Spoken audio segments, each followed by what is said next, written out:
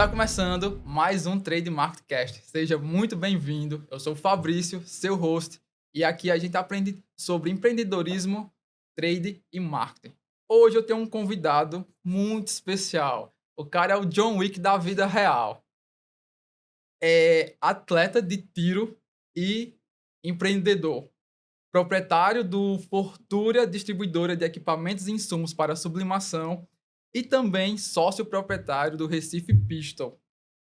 É instrutor de tiro e atirador esportivo há mais de 10 anos. O Recife Pistol é o primeiro clube de tiro e caça indoor do Recife e o maior do Norte e Nordeste. Meus queridos, recifense é isso, é tudo maior e melhor. Tem duas unidades, uma na Zona Norte e uma na Zona Sul. E lá você adquire todo o processo de despacho de equipamentos de arma, de tiro, de ser sócio do clube. Então, assim, eles têm um pacote bem massa sobre como você praticar o tiro lá nesse local. Então, assim, Alan, seja muito bem-vindo. Obrigado pelo convite. Primeiramente, agradecer pelo convite, né? O espaço está muito top, parabéns pelo projeto. Vamos bater um papo aí. Vamos lá. Espero contribuir bastante. E com certeza vai. E é o seguinte, Alan. Primeira coisa, quem veio primeiro? O atletismo, né? O profissional atleta ou o empreendedor? O empreendedor. O empreendedor. Eu comecei, acho que a empresa está completando esse ano 20 anos. A Fortúria foi a minha primeira empresa. E abri outras empresas no decorrer e comecei a ter problemas. Eu tinha uma construtora e fazia obras para o Estado. E levei um calote para o Estado. Ao levar um calote, comecei a sofrer ameaças. Ao sofrer ameaças, eu procurei me proteger, legalmente, logicamente, e procurei comprar uma arma para me defender. E ao comprar, eu tinha o intuito de não só comprar, mas me capacitar para usar, né? E comecei a gostar, e uma coisa foi puxando a outra. Aí comecei a competir, virei instrutor, virei árbitro. E depois veio o clube, que foi fruto aí da visão de quem empreende quando via as dores do mercado e queria sanar essas dores, né? Pô, legal. Olha, o cara tem uma visão empreendedora, que é um projeto que não tem segmento nenhum, não tem interligação nenhuma. O Fortúria, né, com o mundo do tiro, e você com... Na Fortúria a gente vende canecas. Né? Oi, o carro-chefe é vender caneca de cerâmica. Então, e no clube de tiro é completamente diferente. Totalmente diferente. São dois mundos totalmente opostos e mesmo assim tu conseguisse juntar os dois, né? E ter esses dois empreendimentos. Muito legal. E assim, começou tudo pela autodefesa, né? Exatamente. Tentando resolver um problema, né? Porque a gente vive o país, de certa forma, bastante violento. E como eu vinha sofrendo ameaças e não tinha o que fazer, aquela mentalidade, né? Você sempre vai ser sua primeira linha de defesa. Por mais que você tenha o 190 para ligar, mas vai demorar a chegar. Até chegar ao 190, você tem que ser ali sua primeira linha de defesa. Então, o intuito era, de fato, tentar resolver um problema. E aí virou o que virou. Virou só o maior do Norte e Nordeste. Então, assim, eu entendo realmente isso, Alan, que eu sou do interior e aí lá realmente você é a linha de defesa da sua família. Se for ligar para o 190, às vezes nem chega, que é o interior do interior. Então, assim, o efetivo já é pouco na capital, imagina no interior. Exatamente. Então, assim, realmente a autodefesa, nesse sentido, é muito importante para você ali proteger sua família. Inclusive, a segunda pergunta era exatamente sobre isso. Como que você criou o Recife Pistol, né? Qual foi o passo a passo? Você viajou em vários locais do Brasil, né, como atleta, então viu, assim, que tinha uma demanda. E aqui Exato. no Recife, eu particularmente conheço poucos clubes, né, que tem, assim, o nível de vocês. Então, tu realmente viu ali uma oportunidade e seguiu. A gente competia, eu praticamente rodei o Brasil já competindo pela Federação Pernambucana, e a gente enxergava o mercado, né? Você, como empreendedor, a gente meio que, pelo menos eu, né? Eu fico exercitando. Ali dá para abrir um negócio, ali tem uma demanda, ali tem algo que dá para você. Quem empreende, ele fica tentando enxergar a oportunidade de ganhar dinheiro. Isso é fato. Isso é meio que é automático. Então, a gente enxerga, assim, pelo menos eu enxergava de ter um grupo de amigos, eu mais 3 amigos, e a gente sempre almoçava uma vez por semana e sempre tinha essa ideia, vamos abrir um clube, vamos abrir um clube. E um desses amigos comprou um terreno, né? E me chamou, ó, dá uma olhadinha lá que eu quero abrir o clube lá. Aí eu fui lá olhar, ele é meu sócio hoje. É o argentino? É o argentino. Gente boa, gente boa. E aí, eu fui lá olhar o local, né? Ele ia construir uma fábrica, que ele produz projetos lá, que é registrado no Exército, como eu acho que aqui no Norte-Nordeste é o único fabricante de projetos legalizado perante o Exército. Ó, tá vendo? Mais uma vez, ó. O maior do Nordeste. Mas aí, essa empresa é só dele. Não tem nada a ver com projetos. E aí o que acontece? A ideia, pelo convite que ele me fez, era tentar dar ali algumas ideias, né? Ó, eu faria a linha de tiro aqui, tá. Pela experiência que a gente tem no setor. Aí, quando eu fui lá, fui para casa, mas, ó, faria assim, assim, assim, assado. Eu fui para casa, comecei a pensar, fui, bicho. Aí eu liguei para ele, ó, tu não quer sociedade, não? A gente faz um negócio bem estruturado, tá? Agora eu quero fazer como empresa mesmo, porque, assim, existia e ainda existe ainda, de certa forma, clubes de tiros feitos porque o dono gosta de atirar. Sim. Então ele faz o clube não pensando na visão de negócio, mas algo que ele gosta de fazer e se der dinheiro, dá. Se não der... É mais um hobby. Exatamente. Se conseguir monetizar, beleza. Exatamente. A minha visão já era outra, assim, eu gosto do tiro, mas eu queria fazer, ó, vamos fazer empresa mesmo, negócio profissional, analisar os cases que tinham no mercado. A gente viajou aí vários estados para visitar vários clubes, para poder ver, de fato, quais eram os principais pontos fortes que a gente podia melhorar, os principais pontos negativos que a gente não repetiria de erro, para poder montar o projeto. E aí, inicialmente, o projeto ia ser um andar do prédio. Quando a gente fez esse estudo, aí eu falei, vamos fazer o seguinte, vamos botar a fábrica em outro canto e a gente faz 2 andares. E aí, o projeto deu certo, né? Veio a pandemia, aquela loucura. Quando retornou da pandemia, a gente viu a necessidade de abrir a segunda unidade. E a segunda unidade, a gente passou 1 ano para construir a primeira, né? A segunda já foi 6 meses, porque a gente já tinha todo... Exatamente. Então foi bem mais rápido, isso até ficou maior e mais barato para construir. Quando a pessoa entende já do negócio, do business... Vários erros que a gente cometeu, porque assim, por mais experiência que a gente tinha no tiro, a gente não tinha experiência em construir. Então foram aparecendo vários problemas depois que o clube iniciou. A gente tinha ideia que ia ser de um jeito, o mercado mostrou que era de outro, a gente foi se adequando. Então, na segunda unidade, a gente já pegou todas essas dores, esses problemas que tinham acontecido no primeiro. Vamos lá, não vamos repetir aqui, vamos melhorar ali para poder fazer a segunda unidade ainda melhor. Massa. Assim, eu sou sócio de lá do Recife Pistol.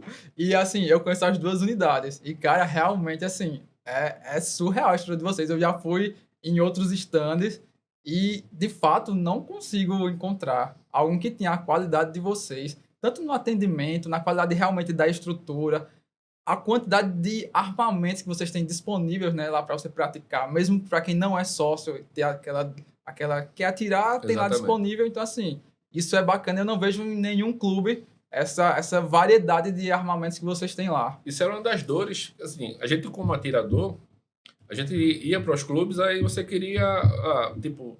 Tô passeando aqui, passando perto do clube e queria dar uns tirinhos, né? Deixei meu equipamento em casa, chegava no clube, você não tinha disponibilidade de calibres, de modelos.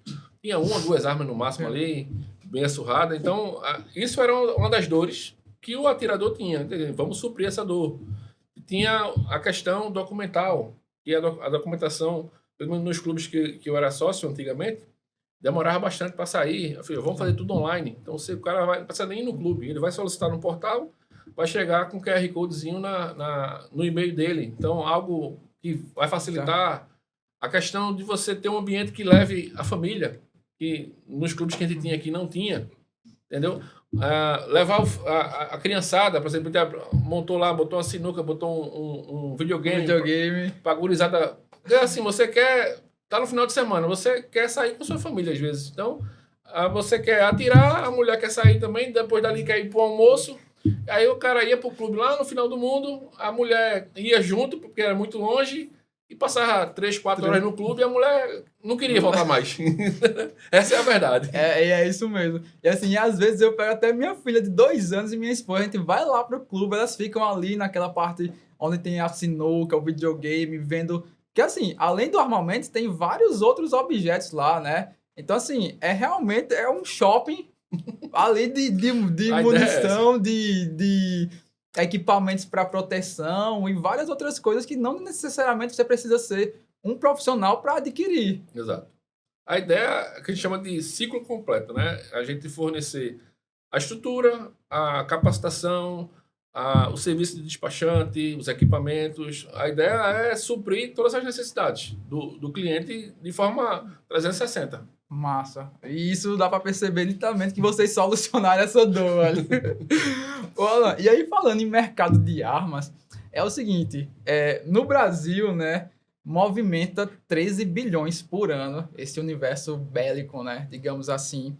E assim, a Taurus, né, ela é a maior fabricante do Brasil e, se eu não me engano, do mundo também, né? Mundo. Então, assim, como que isso reflete no mercado local? Essa quantidade de armamento vendido, de munição, enfim, como que você... Esse faturamento de 13 bi, isso foi antes do governo atual entrar. O que aconteceu? Com a implementação das novas normas, houve assim uma redução gigantesca no volume de vendas. Caiu assim drasticamente. Pra você ter ideia, na casa de uns 95%. Caramba! A gente não consegue vender em um ano o que vendia em um mês. Entendeu? Caramba! Pra você ter ideia, Não imaginava que tava... porque 2023, 1º de janeiro, assim que o atual presidente assumiu, ele já soltou um decreto travando tudo. Pra você ter ideia, policial militar e policial civil, desde janeiro de 2023 até agora, não consegue adquirir armamento. Porque a legislação estava virando quase que uma salada de fruta. Toda hora muda, aí sai, e depois suspende. Quer dizer, o setor ele meio que foi destroçado. Muitas lojas fecharam. Muitos clubes também estão fechando por conta dessa questão política. O tema, em outros países, não é político, aqui infelizmente é. Né? Você pega a Argentina, que é nosso vizinho, entra um governo de esquerda, entra de direita, de esquerda, de direita, mas o tema armamento ele é cultural. Ninguém mexe. Então, entra um governo, sai governo, independente de lado ideológico, sim, a questão da legítima defesa, do acesso à arma, isso ninguém mexe, porque isso é cultural. Aqui, infelizmente, virou bandeira política. Com a entrada do governo passado, né, governo Bolsonaro, houve, de fato, um crescimento gigantesco. Tá?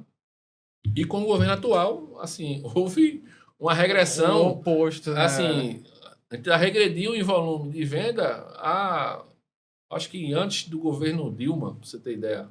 Ficou muito pior do que era nos governos de esquerda passados. Então, está bem complicado. Provavelmente o mercado vai dar uma contraída gigantesca. Já está dando, né? Não, eu imagino. Porque a Taurus, ela tem capital aberto, né? E aí eu vi o último balanço deles. Então, assim, foi realmente horrível por conta... E o CEO deles explicou exatamente isso, que devido à legislação tá travando tudo, eles não estão conseguindo ter o mesmo resultado, por exemplo, de quando o Bolsonaro era presidente. Exato. Então, assim, isso realmente modifica a economia. Não prejudica somente a empresa, mas milhares de pessoas que estão ligadas diretamente a esse setor. Para você ter ideia, a gente tem 2 unidades, né? Depois que o governo atual entrou até agora, a gente já demitiu quase 40 funcionários. Entendeu? A gente tem, assim, demitiu... Eu tenho lá a área que era de despachantes, que eu tinha 12, 13 despachantes, tenho 1. Porque o volume está tudo parado. Tem processos que foram protocolados em dezembro de 2022. A gente está em 2024, o processo ainda não foi analisado. Entendeu? Então, com a desculpa, né, com a argumentação de a gente vai agora, como eu posso dizer, organizar, o governo atual, o discurso é esse, a gente vai organizar porque estava uma bagunça. Só que a bagunça está, na verdade, agora, porque você chega num quartel, faz perguntas para o militar, ó, isso aqui é assim, não sabe. Porque tá uma desinformação tão grande que o próprio sistema de fiscalização está confuso. Está confuso. Eu falei agora com um militar de altíssima patente e eu fui algumas perguntas para ele e disse, bicho, eu não sei. Eu tenho que ligar para Brasília para poder saber. E é porque a pessoa que entende do setor. Entendi. Então, a pessoa que está lá dentro não consegue, porque está uma confusão. Aí fica assim, na gestão anterior, né, existiam critérios objetivos, né, para você preencher aqueles critérios, exato, você estava apto a ter o seu porte de arma, porte ou posse de arma, dependendo do que você solicitou ali. Porque a lei, olha só, a aquisição de arma ela é regulamentada pela lei 10.826. Então, a posse de armas, a lei é muito clara, onde diz que a pessoa precisa apenas declarar. Aí, os iluminados lá do alto escalão da justiça, não, declara, ele tem que comprovar. A comprovação só é necessária quando você pedir o porte de arma.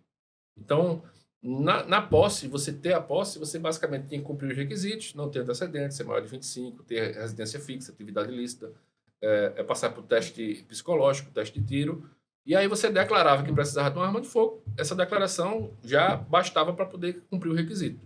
Então, o governo atual vem com um decreto, altera a lei, isso não faz nenhum sentido, porque pela hierarquia das normas, um decreto nunca vai poder alterar uma lei, ela no máximo vai regulamentar aquela lei, e no decreto fala que agora você tem que comprovar a efetiva necessidade. E voltou ao que era antes de Bolsonaro, né? Comprovar a efetiva necessidade. E, assim, o que é que acontece? Eles alteraram a lei na cara dura, sem, de fato, mudar a lei. E a lei ainda ela é clara lá.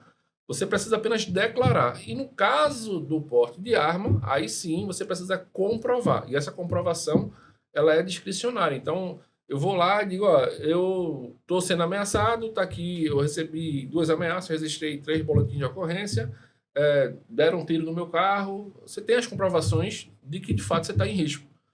O delegado pode pegar aquilo e ainda ele vai analisar se aquilo é o suficiente para, de fato, lhe conceder o porte. Antigamente era assim. Agora isso está sendo aplicado para posse. O simples fato de você ter a arma em casa. A posse é simplesmente eu ter em casa ou na minha empresa. Porte é poder transitar com essa arma. Então, pegar a legislação que é bem restritiva do porte e aplicar para a posse. Sem mudar a lei. A lei continua a mesma. Então, é algo que, assim, a questão jurídica, ela, infelizmente, atualmente não está sendo muito... nada, né? Não está valendo nada.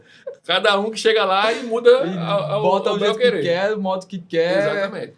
Caramba, é complicado. E assim, e o outro ponto que eu ia até comentar era exatamente isso, que antes do ex-presidente Bolsonaro entrar na presidência, existiam 151 clubes, né?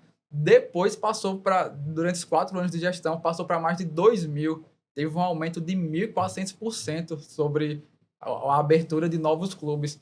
E aí você já comentou agora há pouco que em 2 anos do atual governo, né, vários clubes já fecharam e a tendência é fechar ainda mais por conta de uma legislação que não é clara, né? Está se tornando quase que impossível o cidadão, porque as pessoas querem cumprir a lei. Então, o que acontece? Qual é a questão? O que está se tramando, no meu ponto de vista, posso estar enganado, é um desarmamento velado. Onde você diz assim, ó, eu não vou te desarmar, mas para você ter a sua arma, você vai precisar cumprir tantos requisitos que se torna quase impossível. Então, é tipo, para você tirar a sua habilitação, você vai ter que nadar 2.000 quilômetros e tem que fazer isso em 15 minutos. Aí você, não estou proibindo ele tirar a carteira. Ele só não está conseguindo cumprir o requisito. Que é quase impossível. Entendeu? Então, essa é a questão. Então, de certa forma, um desarmamento meio que velado. Caramba, assim, é complicado porque é um setor que movimenta a economia. Então, assim, se você restringe ele a um ponto de espremer até destruí-lo, quem perde é a economia. Esse mercado, assim, pelo que eu vi da Taurus, eles têm mais de 70 mil colaboradores quando soma toda a cadeia produtiva. Então, assim, são 70 mil pessoas que dependem da empresa, que dependem desse universo bélico e que estão sendo prejudicados por conta de uma legislação que não está sendo clara. Ideia, a gente construiu a segunda unidade lá na Avenida Norte e em 1 ano e meio, 1 ano e 3 meses mais ou menos, 4 meses, em 1 ano e 4 meses a gente já tinha recolhido de imposto que tinha sido gasto para levantar o prédio todo. Você tem ideia de quanto se recolhia de imposto. Porque esse é outro ponto muito o segmento, né? Armamentista, né, de armas e munições, materiais bélicos, a carga tributária, você quando compra uma arma, você compra 1 e paga 3. Uma é sua, 2 é do governo. Então, é uma carga tributária altíssima. Então, está se deixando de recolher uma fortuna em imposto. E é com a desculpa de melhorar a segurança. Aí, veja só, a gente está aí há 1 ano e 4 meses, praticamente, sem venda de arma praticamente nenhuma no Brasil. Caiu 95%. A segurança aumentou ou diminuiu? Né? A segurança diminuiu e muito. Você sente isso na pele. Exatamente. Então, é sempre com a mesma narrativa de mais armas, mais violência. Se você pegar os 25 países do mundo mais armados, nenhum deles está entre os mais violentos. É a mesma coisa que disser. Eu não vou vender mais carro porque vai acontecer mais atropelamento. Porque não faz sentido nenhum.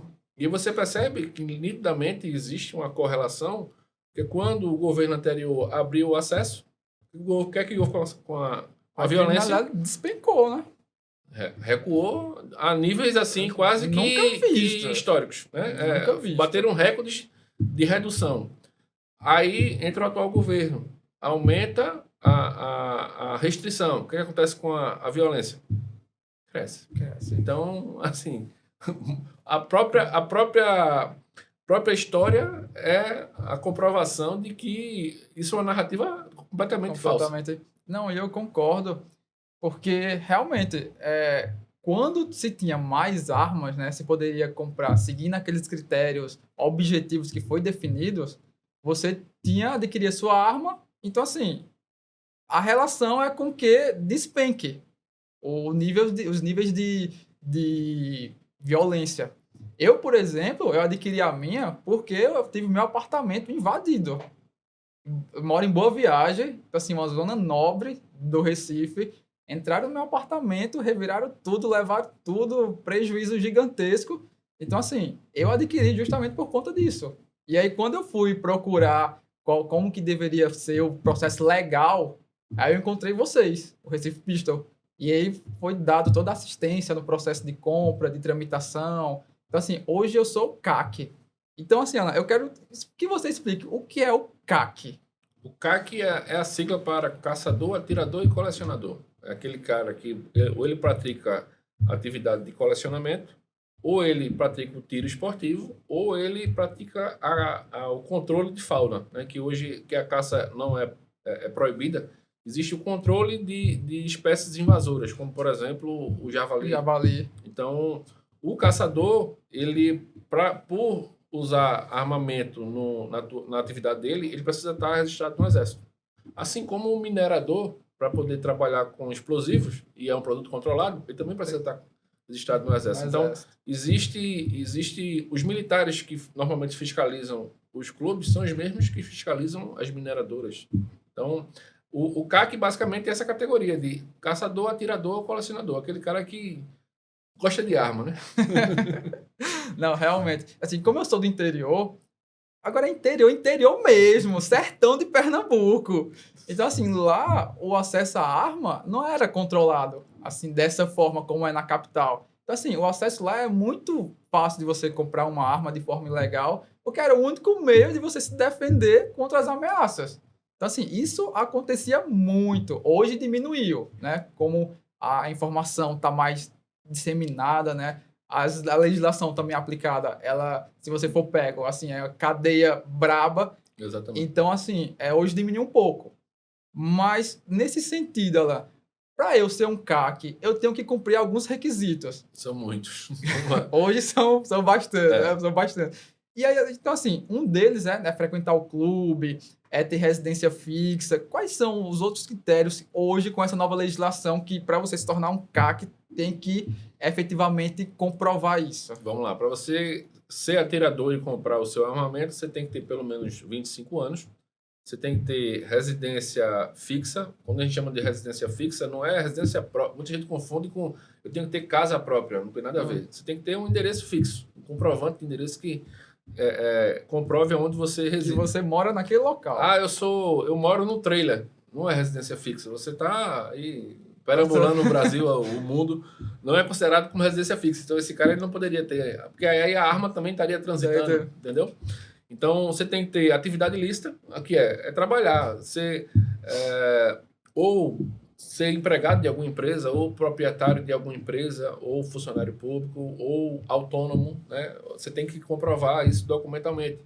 Você passar por uma avaliação psicológica, você vai passar por uma avaliação, um teste psicológico com uma psicóloga credenciada da Polícia Federal, vai passar por um teste de tiro, que é se você tem capacidade técnica para estar manuseando arma de fogo, não pode ter antecedentes e nem estar respondendo a processo criminal. Então, briguei ali com a mulher, tem um inquérito ali rolando de Maria da Penha. Já acabou ali para você. Entendeu? E em alguns casos, dependendo, por exemplo, o bafômetro, se você for pego, dependendo do nível, é considerado crime, é processo criminal, a certidão não sai. Automaticamente você não consegue tá adquirindo armamento. Então, aí você tem que estar afiliado ao clube de tiro e aí você vai tirar o seu CR, que é o certificado de registro, onde vai como se fosse uma carteirinha que comprova que você é um atirador esportivo, um caçador, um colecionador.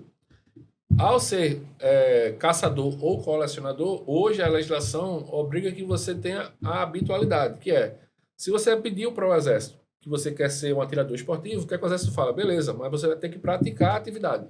Eu não vou te dar uma arma para você não praticar. Então, existe hoje a obrigação da habitualidade. Aí você tem níveis, né, de atirador. Nível 1, nível 2 e nível 3. Quando você tira o CR hoje, você automaticamente sai como nível 1. Nível 1 tem que fazer pelo menos 8 habitualidades por ano. Então, você tem que ir pelo menos no clube 8 vezes por ano praticar o esporte. E o atirador, o caçador, o CR ele tem validade de 3 anos, então você tem que comprovar pelo menos que durante 1 ano e meio você de fato teve atividade de caça. Como é que você comprova? Que os relatórios de controle de fauna que você tem que estar apresentando para o IBAMA. Quando você vai fazer uma caça de javali, que é uma fauna invasora, você tem que relatar essa caça, onde é que foi, quantos animais foram abatidos, qual era o peso, para poder ter, de fato, esse controle da fauna. Então, você comprova que, de fato, você estava caçando com esse relatório. Entendi. E assim, Alan, na gestão também passada, o número de CACs aumentou absurdamente. Saiu de 10 mil para quase 1 milhão. Hoje, como que está o processo? Como você falou que já está parado, alguém ainda está dando entrada em processo para ser CAC? As pessoas ainda procuram, né? Os processos não estão saindo ainda, mas já é possível você protocolar. Vamos lá. Eu falei lá que tinha processo de 2022 protocolados. O que acontece? Esses processos, outra decisão arrepio da lei, que é, se eu protocolei na legislação anterior, eu cumpri aquela legislação, o correto seria analisar o processo com base Aí o Exército faz, não, você vai ter que reapresentar agora todos os documentos com base na nova legislação. Então, quem estava com o processo protocolado, os processos foram devolvidos, restituídos, para poder se adequar à nova legislação. Quem quiser entrar agora com tirar o CR, se tornar CAC, ele pode, tá? Porém, os processos ainda não voltaram a ser analisados, porque existe ainda uma série de pontos que ainda estão em abertos em questão de entendimento por parte do Exército. Porque aí o Exército vai voltar a analisar. Aí quando volta, aparece um monte de dúvidas. Aí trava. Vamos ver essas dúvidas. Retirar as dúvidas. E o pior é que toda vez que volta das dúvidas, a resposta sempre é a mais restritiva possível. Tem hora que eu digo, não pergunte mais não. Só faz. Deixa o negócio fluir. Não faça questionamento mais não. Porque cada vez que vem uma resposta, ela torna o cenário ainda pior. Imagino. Então, assim, imagino o quanto que o setor deve estar sofrendo com essa... Assim, é muito vai e vem, ninguém decide nada, e quando decide é um negócio surreal. Existe ainda o risco de praticamente 99% dos clubes fecharem final desse ano por conta da criação de uma restrição de 1 quilômetro de escolas. É exatamente esse ponto que eu ia falar agora. Porque Então, baseados em basicamente nada. Pois é, eu li isso e fiquei, como assim? Qual a relação da escola com o clube?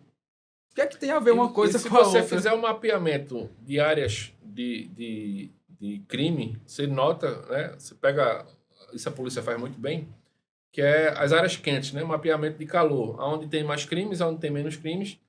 E nota-se muito facilmente que ao redor dos clubes existe uma redução na criminalidade.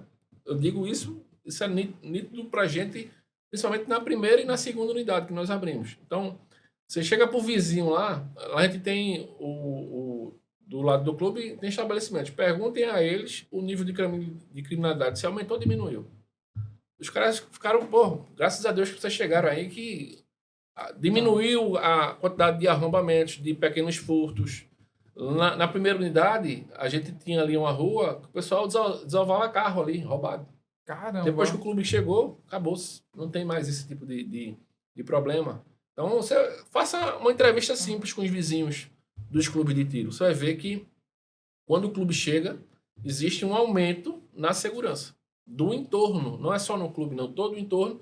Por quê? Porque as pessoas que vão frequentar normalmente são policiais, são atiradores. Então, o ladrão, eu digo sempre, o ladrão é safado, não é burro. Exatamente. Então, se eu posso ir para um local que é muito mais arriscado eu ser abatido, por que eu vou frequentar esse local? Eu vou para um local que não tem tanta frequência de policiais. Porque quando eu falo policiais, não é uma viatura, não. O policial está de folga. Vai ali comprar uma munição para a arma própria dele, vai ali fazer um treinamento. Então, como é que você vai saber se aquele cara é policial ou um cidadão? E outra coisa, se aquele cara é um cidadão, se ele é um atirador esportivo experiente ou não. E se ele for um atirador esportivo experiente, a chance de ele, no confronto armado, sair ganhando é muito maior. É muito maior, com certeza. Então, ele é muito mais treinado, capacitado. Então, existe, de fato, uma redução na criminalidade. Então, o que eles estão querendo fazer, no meu ponto de vista, é, de fato, acabar com o setor. Com a desculpa de não vamos aumentar a segurança. Então, vamos deixar aqui 1 quilômetro de escolas e aí você consegue, com isso, fechar 99% dos clubes do Brasil. O Recife Pistol, ele está dentro desse raio? Eu acredito que aqui em Pernambuco, praticamente 100% dos clubes estão dentro 100%. Desse raio. Meu Deus. Fizeram um levantamento, eu acho que em São Paulo, praticamente 100% dos clubes fecham também. Entendeu? Caramba. Então, você abriu sua empresa legalmente, seguiu todos os trâmites legais. Paga imposto, que não é pouco. É praticamente extorquido, em termos de imposto, porque o imposto é absurdo. E simplesmente o governo fala, a partir de agora vai ter que se mudar. 1 quilômetro de escola. Mas escola de quê? Escola de música, escola de nível infantil, ou faculdade. Ensino superior. Escola de dança. Então, mais uma vez a subjetividade, né? Exato. Existe já no regramento municipal, porque quem faz a legislação diz, a Constituição, quem vai gerir o espaço público, né, a ocupação do solo no município é o próprio município. Então, isso está na Constituição. Então, existe na lei de uso do solo aqui em Recife que clubes de tiro, normalmente, eles têm que ficar pelo menos 100 metros de distância de escolas. Então, você, para conseguir o alvará de um clube de tiro hoje em Recife, ele tem que estar pelo menos 100 metros de distância de escola ou hospital. Por quê? Não é questão de segurança, porque você também não consegue abrir uma casa de show a 100 metros, a menos de 100 metros, porque por conta de ele gerar ruídos, né? Barulhos. Apesar de ser um estádio indoor, mas que tem o controle acústico, mas o que acontece? A legislação ela não permite que você, por conta dessa questão de ser um gerador tem um nomezinho, eu esqueci agora. Então, já existe normativa municipal que cria essa distância. A gente cumpriu essa normativa. Já está cumprindo, para poder você abrir um clube aqui no Recife, você tem que passar pela CCU, que é a Comissão de Controle Urbano. É um colegiado de vários órgãos da prefeitura que vai analisar, mesmo você cumprindo todos os requisitos, mesmo o clube estando a mais de 100 metros, eles vão analisar se, de fato, você vai poder abrir ou não. Então, é feita uma votação. Então, se a maioria daqueles órgãos votarem por não, mesmo estando a mais de 100 metros, o clube não abre. Como já aconteceu aqui, de uma loja aqui, tentar abrir um clube, está a mais de 100 metros e, infelizmente, não passou na votação. Então, a gente passou, foi aprovado, o projeto foi aprovado, e agora vem com essa lei, né, que é um decreto, que não tem como alterar a lei por decreto, estão fazendo isso novamente, que diz que o clube vai ter que se mudar para 1 quilômetro de distância de escolas. Acredito que é impossível isso acontecer, até por conta da questão financeira. Se você não pega um clube, bota debaixo do braço e vai levar para daqui. Isso não faz sentido, inviável. Né? Não faz Exatamente. sentido. Você tem toda uma estrutura lá. E tirar de um local para outro, cara... E outra coisa... É como se fosse abrir uma nova unidade e a legislação, que destruir a antiga. Outra regra jurídica, a legislação ela não pode retroagir, né? Não pode lhe prejudicar no passado. Então, eu tenho um CR de clube de tiro que vai até 2030. Minha autorização de funcionamento como clube de tiro vai até 2030, perante o Exército. Então, simplesmente, se não mudar a regra, chegar agora em janeiro de 2025, vai chegar assim, ó, vai rasgar a autorização que foi dada. Porque não vai valer de nada. Esse é o Brasil que a gente vive hoje, infelizmente. A legislação não é respeitada, tendo Exatamente. critérios... Você não tem segurança jurídica, esse é o grande problema. Né? Porque, assim, a gente não está contra normas. Eu até prefiro que seja normatizado, organizado, porque, de fato, quem trabalha sério, quem trabalha correto, consegue se organizar e se manter. E afasta quem quer bagunçar. O problema é que não se respeita mais nada. Então, qual é a norma? A norma é o que eu achar que deve ser, quando deve ser. Então, amanhã eu posso dizer, não é mais assim não, agora é assado. Então, te vira para cumprir agora o assado. Olha, e dentro desse contexto, quem está por vocês? Algum órgão? Existe alguém, um advogado? Existe o movimento mais forte hoje, é o ProArmas, que é encabeçado pelo Polon, que é o mais atuante atualmente. Tá? O setor, existem também associações da indústria que também estão se movimentando para tentar reverter a situação. Recentemente, o ministro da Justiça, né, que era ministro do Supremo, ele deu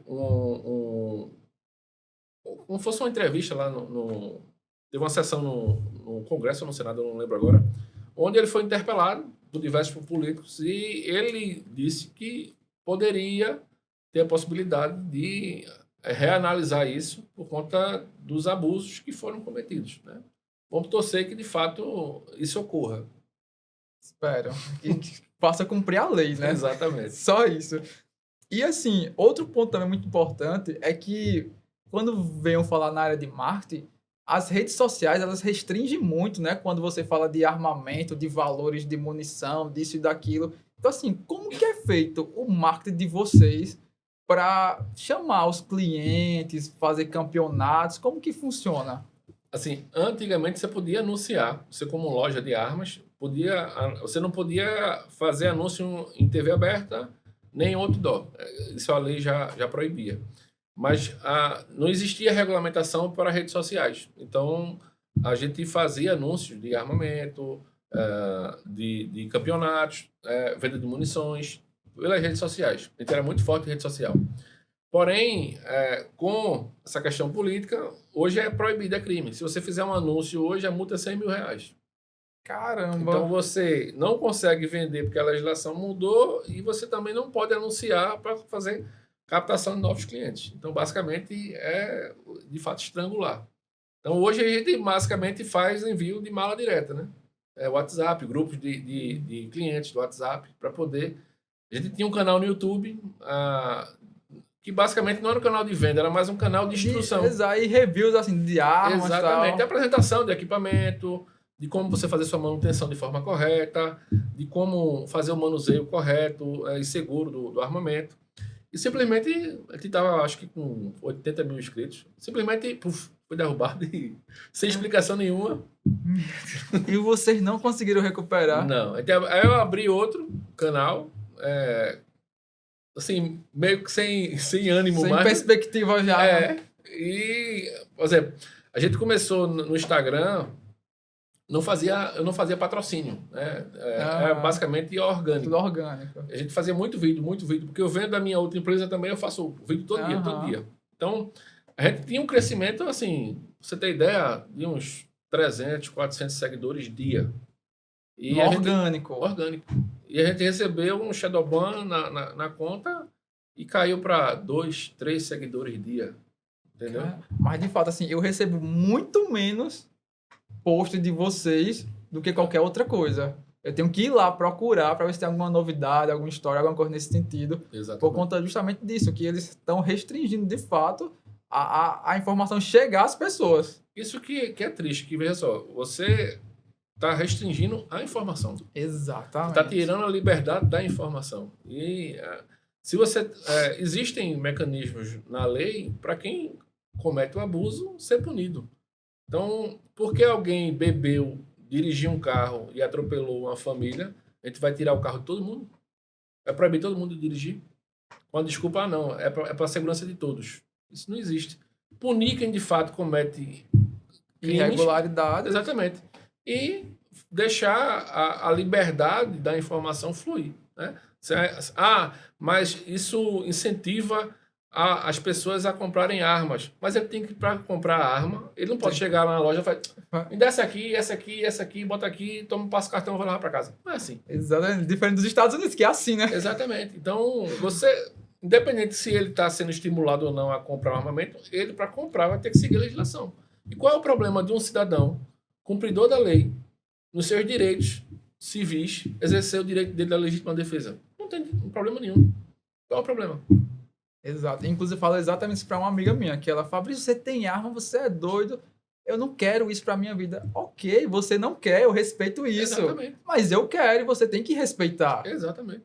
Então, assim, é um respeito só de um lado, né? O outro esquece.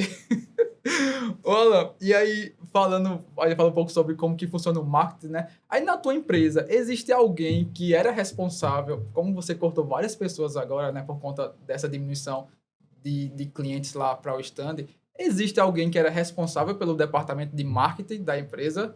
Era eu. Era você? Ainda existe, eu tenho um funcionário lá que ele faz as artes, né? Sim. Mas essa questão de fazer vídeo, de gerar conteúdo, isso tanto na Recife Pistol quanto na Fortuna, quem faz sou eu. Cara, e eu é uma luta. E eu gostava conteúdo muito, todo dia. eu gosto muito de você lá mostrando, então eu acho isso interessante porque eu tenho minha arma, então assim, eu quero entender um pouco mais como que funciona e tal, tô sempre, assim que eu posso, sempre que eu posso, tô indo lá no Recife Pistol e tal, manter o treinamento em dia, as habitualidades que agora tem que ter, as competições, então assim, hoje realmente tá bem complicado, cara, tá bem complicado. E assim, em falar em competições, né, existem as competições. Como é que elas estão hoje? Depois, tá tendo uma grande aderência? Como que tá indo? Tem. A gente tem competições praticamente todo final de semana. Pra você ter ideia, a gente passou aí 15 dias com 4 competições rolando. São competições nacionais que são organizadas pela LINAD, que são a Liga de Atiradores Nacionais. Então, tem campeonato, se eu não me engano, Copa Brasil de Tiro, você tem o Nacional de Carabina 22, você tem o Steel Gauge, que é uma prova de espingarda, você tem... São vários campeonatos, fora os campeonatos do clube, porque a gente tem campeonatos locais, que são do clube, você tem campeonatos estaduais, que são normalmente feitos pela federação, e tem os campeonatos nacionais, que são feitos pelas ligas ou confederações. Então, a gente tem, no calendário, pelo menos 15 dias do mês, competições nacionais. Os outros finais de semana, normalmente, são competições locais do clube. Legal. Então, todo final de semana, praticamente, tem competição. Então, assim, esse universo, ele se mobilizou, né? Para não deixar o atirador à mercê do... Porque, na verdade, o governo, ele gerou uma demanda, né? Automaticamente, as empresas vêm para poder suprir aquela demanda. Então, se o governo falar, você vai ter que competir 500 vezes, vamos criar 500 competições. Então, basicamente, toda ação gera uma reação. Então, o mercado reagiu para poder se adequar a essas novas diretrizes. Porque agora você tem que ter não sei quantos campeonatos nacionais, né? Competições nacionais. Dependendo do nível, se você for, por exemplo, ser nível 3, que é para poder comprar armamento restrito, você tem que participar de pelo menos 20 competições e 20 treinamentos e 6 competições. Dessas 6 competições, 2 têm que ser nacionais ou internacionais. Então você tem que cumprir essas habitualidades todo ano. E agora, sempre, desde que o atirador esportivo existe como gente, sempre o atirador é que cumprir as habitualidades. Com esse novo governo, criaram a habitualidade por calibre. Então, se você tem 3, 4, 5 calibres, Tem que ir cada com cada calibre você vai ter que cumprir a habitualidade. Então, vamos supor, se você tem um calibre e quer ser nível 3, você vai fazer as 20 treinamentos mais 6 competições para aquele calibre.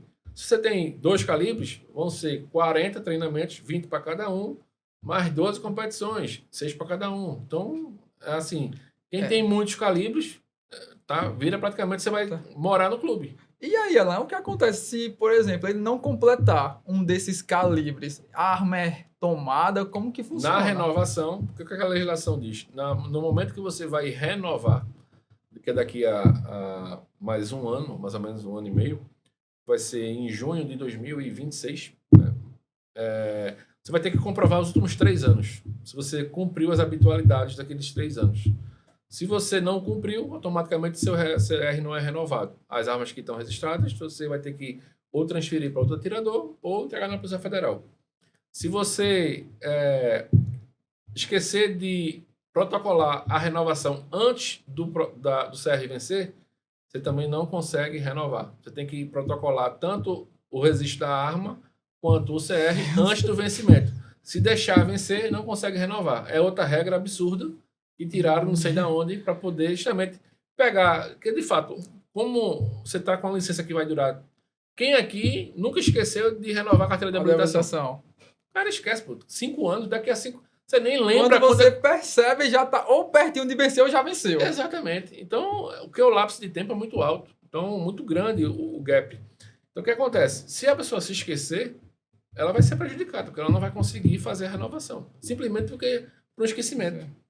Imagina que você foi trabalhar fora 6 meses, você deixou de ser cidadão, você vai ter que voltar e cumprir as habitualidades. Vai perder seus equipamentos que foram comprados dentro da lei, cumprindo a legislação, você cidadão, cumpridor da lei. Cargas tributárias absurdas. Assim, são abusos que não têm justificativa para esse tipo de normativa. Infelizmente, fica muito nítido que como posso falar, algumas ONGs, né, que são desarmamentistas, estão basicamente ditando as regras do governo. Então, não existe uma decisão técnica, é sempre política. E aí vira uma bagunça. Porque você tratar politicamente um tema que é altamente técnico, vira um caos. E é o que a gente está vivendo. Exato. E assim, o que eu percebo, eu tô de fora, eu não entendo pouca coisa. Então, assim, o que eu percebo é que os profissionais que são colocados nos cargos de decisão, né, são pessoas que não entendem de armamento, não entendem de como funciona o negócio. Então, assim, são pessoas que realmente estão ali só para cumprir uma tabela política para atender uma parcela ali de alguns políticos. Então, assim, é bem complicado. Você tira, olha só, forças policiais estão impedidos de comprar arma há 1 ano e 4 meses. Por quê? Qual é o sentido disso? Policiais, que são o braço armado do próprio Estado, não conseguem comprar uma arma própria há 1 ano e 4 meses. Policial civil, policial militar, não consegue. Simplesmente porque está uma bagunça. Nem o próprio governo consegue regulamentar as regras para os servidores dos órgãos de defesa conseguirem comprar um armamento, porque o cara tá ali como ponta de lança, né, o policial, ele tá a mercê da criminalidade de um nível absurdo. Então, o cara é ameaçado e ele não consegue hoje comprar uma arma para poder se defender. Se ele não tiver a arma do Estado, ele tá lascado. Porque ele, né, querer cumprir os requisitos para ter uma arma própria, um melhor equipamento, melhor qualidade, ele não consegue. Ele pode levar o armamento que é do Estado para sua residência quando ele sai do plantão? Se a arma tiver acautelada para ele, pode. Pode. Mas isso é comum ou não? Depende da corporação. Tem corporações que têm armamento disponível. Eu conheço policiais que não tem arma. Ele só usa a arma. Vai na armaria, pega armamento. Pronto. Se ele não tiver a arma dele, porque muitas vezes você entra novos policiais, por exemplo, policiais militares. Entrou uma leva de soldados novos. Esses soldados normalmente não têm armamento disponível. Ele vai usar o armamento ali do plantão. Né? Se ele não comprar dele, dificilmente ele vai conseguir aí uma carga da polícia. E quando consegue, é aquela arma que está ali, que já bem surradinha, entendeu? Infelizmente, essa é a realidade. Caramba, é complicado demais. Eu tenho um amigo que ele é da PM do Piauí. E ele fala exatamente isso. Ele não consegue comprar a arma. E quando ele sai do plantão, ele tem que deixar a arma lá, porque o próximo que vai entrar também não tem. E o quartel não tem arma.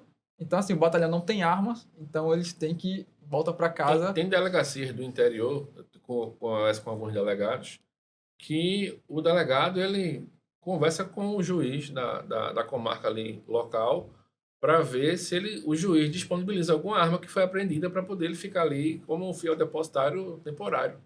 Porque não tem na delegacia armamento disponível. Vocês querem ele diz, ó, conversando com um delegado amigo meu, ele disse, assumi a delegacia, não tinha armamento. Tinha umas armas velhas que não funcionavam. Eu tive que ir lá com o juiz lá da comarca local para poder ele acautelar aí alguns armamentos que não era grande coisa, para poder ele não ficar completamente desarmado. E outra coisa, ele sofrendo ameaça. Porque ele estava indo para lá, teve uma questão de baratar uma quadrilha. Doido. E o cara, ele ficar assim, simplesmente Mercê, né, velho? Porque assim, interior, meu irmão, não tem isso não. A polícia para chegar lá... Olha, eu tenho a cidade de Itacuruba, que fica no sertão de Itaparica. São 2 policiais para a cidade toda. Pra você ter ideia. Uma cidade com mais de 4 mil habitantes. Se os 2 pegar dengue, lascou. Aí acaba. Diga aí. Então, assim, realmente é muito difícil. E o acesso, você, lógico, respondendo os critérios ali, tem todo aquele enquadramento na lei, poderia adquirir uma arma tranquilamente. Essa é outra questão. O morador do interior, ele praticamente é impossibilitado de conseguir comprar arma, porque ele fica praticamente impossível ele conseguir atender a legislação. Imagine um cara que ele mora na roça e quer comprar uma arma para ser caçador de subsistência. Ele quer ali matar um preá para poder comer. E aí, se ele não matar o bichinho ali, ele não tem o que comer. Esse cara hoje ele não consegue praticamente. Como é que você é um cara que não tem o que comer? Ele vai pagar psicóloga da Polícia Federal para poder fazer laudo, vai fazer teste de tiro, vai arrumar despachante. Só o processo aqui é mais caro do que a arma, a soca dele lá. Exatamente. Então, basicamente, o caçador de subsistência, ele tem o direito de comprar arma, mas ele não consegue. Aquela questão lá de, ó, tu quer arma, quer. Tu vai ter que nadar aqui 1.000 quilômetros em 10 minutos. É basicamente isso. É muito complicado, cara. Então, assim, para esses próximos 2 anos, né, que ainda tem do governo, o que é que você espera, assim, Alan? De verdade, assim. Você acha que vai... Não grande coisa. Porque, assim, pelo que já se foi feito, você já se monta-se o cenário do que vai ser feito mais para frente. Porque, pelo que eu percebi, existe uma intenção, assim, muito nítida de desarmar a população de uma forma... Ele vai dizer assim, ó, entregue sua arma. Não vai dizer assim. Ele vai dizer, ó, você, infelizmente, não cumpriu os requisitos legais e, por isso, não está impossibilitado de permanecer com seu armamento. Então, a população vai se... Uma boa parte dela, alguns que realmente têm disponibilidade financeira, têm tempo, vão continuar e vão lutar.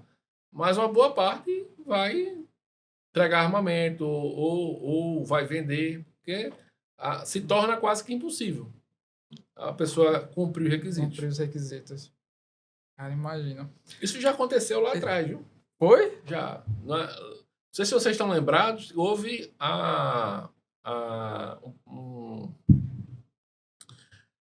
um processo de anistia dos armamentos. Foi na época, acho que o primeiro governo Lula, se eu não me engano, foi FHC. E o que era anistia? Você tinha, vamos supor, lá o caçador de pré-A, tinha uma soca-soca lá sem registro, ele podia ir na Polícia Federal, não fazia teste de tiro, não fazia psicotécnico, simplesmente apresentava as certidões, estava tudo certo, e comprovava de residência e a identidade. Ele registrava aquela arma que você fazia pelo processo de anistia. Então, várias armas que estavam irregulares, que as pessoas não conseguiam renovar por uma questão financeira, por uma questão de não conseguir cumprir requisitos, o governo liberou. Então, muita gente foi lá e renovou. Na hora que esse registro vencia, que ele não conseguia renovar, porque na renovação você tinha que fazer o teste de tiro novamente, você tinha que comprovar... Fazer todo o processo. Exatamente. E aí o que acontecia? Muita gente entregou o armamento, que aí começou a campanha do desarmamento, que era basicamente, ó, você não vai conseguir renovar, e muita gente que tinha arma registrada, cumpria os requisitos, fazia as provas, quando chegava na Polícia Federal, o delegado fazia, olha, você não comprovou a efetiva necessidade, então, infelizmente, vai ter que entregar o armamento. Mesmo o cara passando, ele já passou aí 4, 5 anos com a arma, né? Na época era 3 anos. 3 anos sem nenhum incidente, nada do tipo. E agora não. E agora tem que entregar. Exatamente. Então, houve, de certa forma, um desarmamento aí. E o que aconteceu com isso? Uma quantidade absurda de armas irregulares. Porque muita gente ficou com o registro vencido porque não conseguia renovar. Não conseguia renovar. Alguns ficaram com medo e entregaram. Outros, até hoje, continuam com arma irregular. Vamos ver o que é que vai dar. Olha, e no caso, para quem quiser ir lá no clube, frequentar...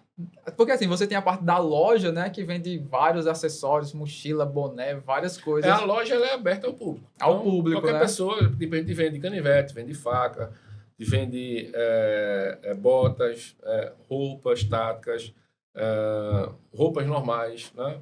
Essa camisa vende lá. Então, é uma loja de artigos do tiro, entendeu? Então, você quer comprar um kit de limpeza para o seu equipamento, quer comprar um case, você quer comprar um material, para uma escovinha para limpar o cano, ele vende tudo. Isso aí é aberto ao público. E, por exemplo, você disse que levou a sua filha para o clube, mas ela não sobe para a linha de tiro. Então, a parte de tiro ela é restrita para, de fato, quem é maior de idade e tem autorização. A parte da loja, né, aí ela é aberta ao público, porque aí é outra coisa. E assim, o que eu acho interessante na parte de segurança de vocês é que a porta ela é eletrônica, ela só abre quando alguém autoriza. Assim, o acesso é altamente restrito. É uma gaiola, né? Exatamente. Eu acho isso muito legal porque deixa você mais seguro. Não só o atirador, como a sua família que está ali também naquele ambiente. Exatamente. Então, assim, isso eu acho muito bacana. E para quem quer ir lá, ter uma experiência em atirar, o que é que ele tem que cumprir? Quais são os requisitos? Hoje em dia você tem os cursos, né, preparatórios para você fazer o CR. Então, o que acontece? Você, como eu falei, você vai passar por um teste prático para você tirar o CR. Então, você tem cursos que preparam aquela pessoa para poder fazer a avaliação. Porque ninguém nasceu aprendendo a atirar, né? Então, você quando vai fazer o seu teste para tirar a habilitação, você treinou lá na autoescola. Então, você faz lá aquela aula com o instrutor para poder você, de fato, fazer a avaliação. No tiro é a mesma coisa. Você tem cursos que preparam aquela pessoa para poder fazer a avaliação. Até porque ele vai ter que ter um preparo anterior para poder, de fato, passar na prova. Porque senão não consegue passar. É que fazer um concurso sem estudar, o cara não vai passar. Olha, você tem que passar aqui. Tem uma prova de direito penal, mas não pode estudar nenhum livro de direito penal. Tem que nascer sabendo. Cara, não, assim, eu acho muito interessante porque vocês realmente têm um serviço bem completo, 360, como você falou, que é do mais básico ao mais complexo vocês conseguem entregar, e assim, numa excelência absurda. Obrigado. Eu realmente, de verdade, eu sou fã do clube de vocês, cara, porque tudo que eu preciso ali, não é assim, faz assim, eu não tenho tempo, dá pra vocês fazerem? Não, a gente faz, tem um processo aqui que dá pra fazer sim. Então, assim, eu acho isso interessante, porque nem todo mundo tem tempo de estar estudando pra... agora vai ter que registrar na Polícia Federal. Como que vai... Deixa eu pesquisar. Então, assim, vocês já tem toda a expertise nesse negócio. Então é muito mais cômodo para eu deixar o processo com vocês, contratar vocês e deixar tudo lá rolando e vocês sempre vão me dando feedback. Fabrício, ó, Exato. tá assim agora. Fabrício, ó, já subiu pra você. Ó, parece que você assine. Então, assim, isso eu acho interessante, porque realmente é o 360, já entrega tudo. Exato. Essa é o importante. A gente procura ao máximo ter a transparência. Você consegue hoje, por exemplo, entrar no nosso portal, você que é cliente, contratou o nosso serviço de despachante, e ver todo o histórico do processo. Tudo, desde o começo, foi marcada a avaliação, tal dia. Existe lá o que a gente chama de balões, né? A gente internamente chama de balões. E cada fase vai ter um balãozinho lá com o que foi feito e quem foi o funcionário que botou aquele comentário lá.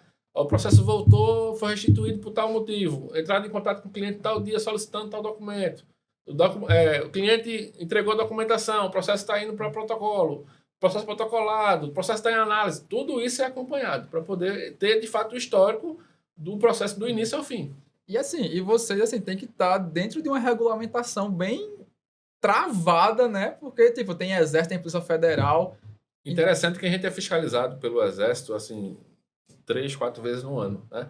E existia uma prática no Exército de papel, muito papel. Então, imagina um cofre com várias armas, cada caixa tem que ter uma nota fiscal daquela arma. A gente mudou isso como tudo digital. Então, eu tenho uma etiqueta na caixa, eu sei quando aquela arma chegou, qual foi a nota fiscal de compra, para quem foi vendida, se esse cliente está em processo de registro da arma, qual é a fase do processo, quando foi testada, tudo. Tem tudo. Então, tem todo o histórico. Todo o sistema. Então, isso quando o Exército viu, a gente inclusive virou modelo, né? A gente teve agora, de novo, um treinamento. A 7ª região engloba Pernambuco, Paraíba, Alagoas e Rio Grande do Norte, esses 4 estados. Então, a central é aqui, que é ali do lado da escola técnica. Sim. Então, como houve essa mudança de legislação, recentemente teve um treinamento, eles chamam todas as OMs da 7ª região, as OMs são os quartéis, para poder fazer um treinamento fazer um alinhamento técnico da nova diretriz. E a gente, mais uma vez, foi usado como referência. Como referência. Ó, a organização tem que ser assim, assim, assado, porque a gente, de fato, digitalizou, tem tudo digitalizado. Então, não fica catando mais papel. O cliente, tô com esse problema, me diz aí teu CPF, eu já tenho tudo. Já tem todo o processo. Tudo. Fazer de forma que fique mais ágil e, por exemplo, isso a gente fez controlado, né? Você sabe realmente o passo a passo do que está acontecendo. Se hoje, por exemplo, ocorrer outro lockdown, todo o nosso sistema é online. Tanto o sistema de voz quanto o sistema de gestão, é tudo. Eu não tenho computador físico, é só notebook, então cada funcionário leva seu notebook para casa e funciona normalmente. Continua atendendo normalmente como se estivesse dentro da empresa. Então, tudo massa. Para poder ter esse dinamismo. Ô, Alan, e aí, durante todos esses anos aí, né, de empresário, de empreendedor na área bélica, qual é o maior insight que você dá para quem quer realmente abrir um clube depois que tudo isso passar, ou mesmo agora? O que é que, assim, um aprendizado que você teve que realmente vale a pena compartilhar com quem quer seguir na área? A área agora não está muito propícia para investimento. Mas até para conseguir hoje você abrir está bem complicado. Mas para acreditar que existe mercado. O brasileiro, ele gosta, o comportamento do brasileiro, ele é idêntico do americano. Achava-se que o brasileiro ia ter que comprar 1, 2 armas no máximo. O brasileiro ele tem exatamente o mesmo comportamento que o americano tem, que é, se ele pode, se ele tem o direito, se ele consegue, ele vai comprar 4, 5, 6, 10, 20 armas. Logicamente de forma legal. Então, sim, existe mercado, o brasileiro gosta de armamento, ele gosta de ter o direito de se defender respeitado. Infelizmente, o governo não apoia isso, mas existe demanda, sim. Se acontecer do mercado abrir novamente, existe uma demanda gigantesca e reprimida aí anos e anos, né? Então, se você pretende empreender nesse segmento, existe demanda, né? Se o governo deixar, aí o negócio cresce. Pô, Alan, quero agradecer de verdade por estar aqui. Eu sei que sua vida é bem corrida e agora um monte de turbilhão de coisas acontecendo. Assim, de verdade, muito obrigado. Assim, o pessoal com certeza vai ser uma entrevista bem bacana. Logo, logo a gente vai estar postando aí.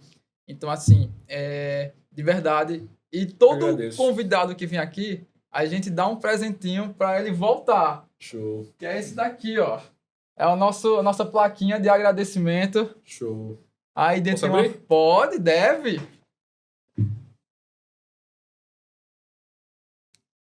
Top. E aí a plaquinha de agradecimento por ter comparecido. Show. Então, assim, de verdade, brigadão, vice. Eu que agradeço. E vamos pros próximos.